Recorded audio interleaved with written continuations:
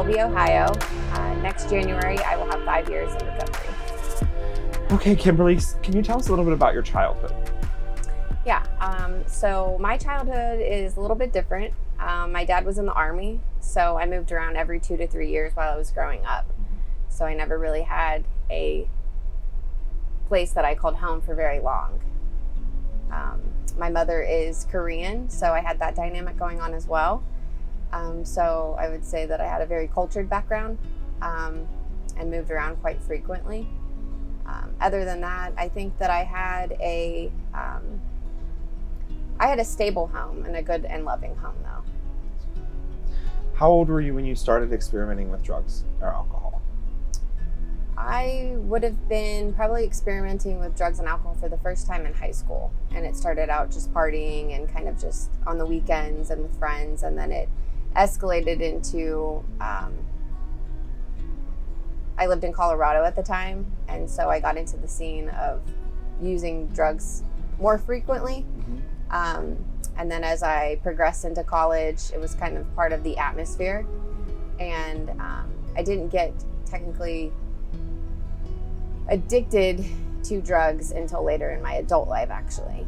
Okay. And so I was prescribed prescription medicine, and that's kind of where it evolved. Right.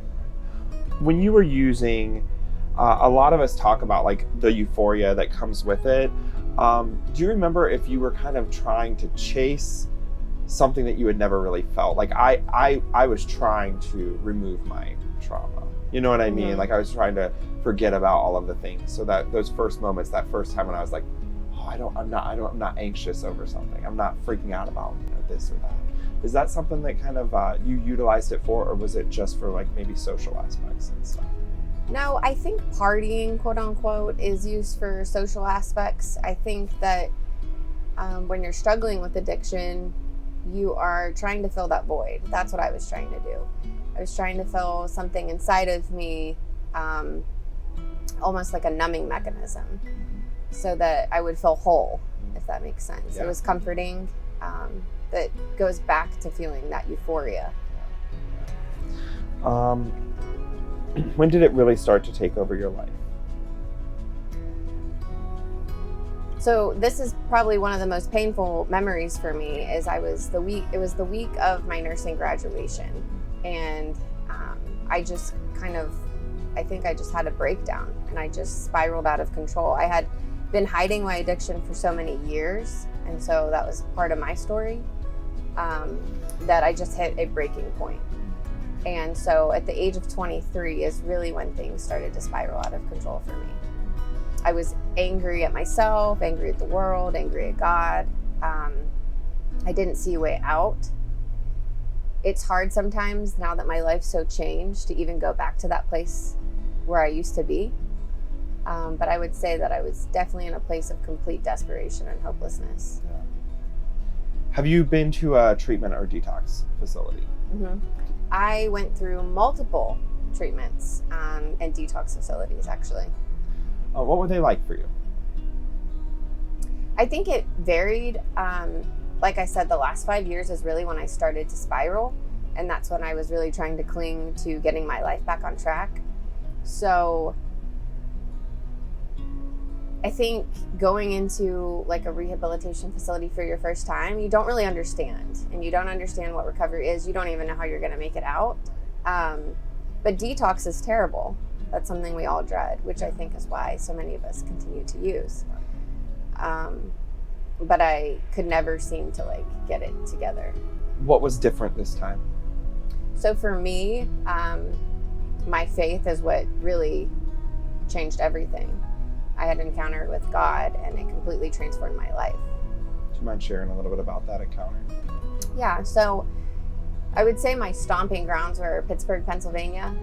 I was there for about 10 years, and my parents had been trying to get me into Teen Challenge, and I wanted nothing to do with God, to be honest.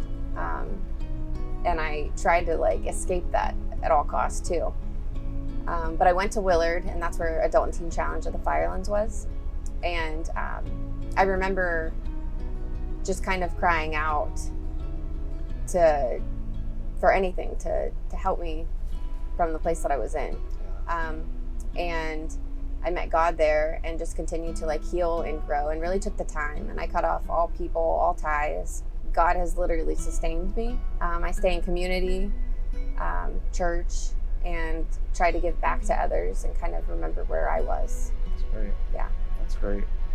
And that's one of the hardest pieces that a lot of people face is that higher power piece. Did you always have faith as a child? I grew up in a Christian home, but I never had a relationship. And I think that's what's really different. I gained a relationship with Jesus for me, and it wasn't religion. And so I think a lot of us are scared of that because of, there's even trauma in that, right? That it isn't, I don't know how to word this, it's not religion, it's relationship. And so that was the biggest difference. Yeah. Absolutely. What dreams have come true for you? I think the biggest dream that came true is that I kind of beat the odds, right? So having 5 years in recovery next year is something that I never saw for myself. I can remember not even being able to get 3 months clean. And so those are the places. So that's the biggest thing.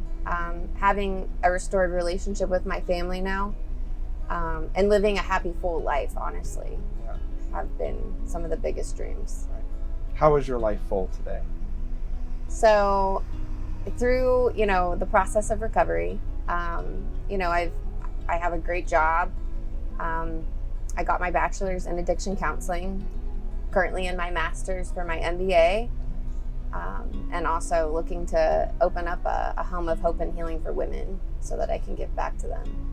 Can you tell me a little bit about that? Yeah.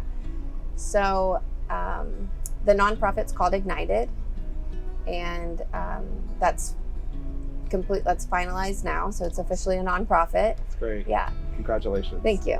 And so it's the beginning of a process, but the vision for Ignited is to see a home that could house women more long-term, where they would be out on land and kind of have a holistic approach with gardening and animal therapy, something where they can really heal and grow, and then be able to step back onto society. Because I think in your recovery, you are changing and constantly growing. So you've learned new coping skills.